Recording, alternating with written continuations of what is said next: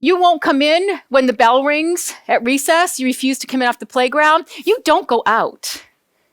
All right? You don't go out. Uh-oh, another third rail. Now, I realize we don't want to take recess away from kids. I totally understand that, and we shouldn't. When we take recess away from kids, we actually get the behavior we deserve. What I'm talking about is when a kid is unsafe and they won't come in or they run off the playground. That's a whole different animal. I'm not taking a recess away because you didn't do your homework. I'm saying, no, this is not the way we do business. I am not going to have 3 adults sitting out there for an hour trying to coax you in off the playground.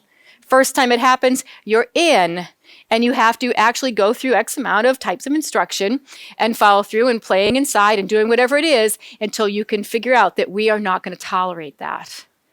I see too many people in power struggles out there with those kids. It's the same thing for my runner. Man, put a plan in place and just don't tolerate it. Once you're back in the classroom, you now are side by side, you sit in a certain seat. You know, we try our best to help you. We know that these kids have some social emotional stuff going on. We're giving them, the attention they need. We're giving them the intervention they need, but we've got to stop feeding off of that behavior.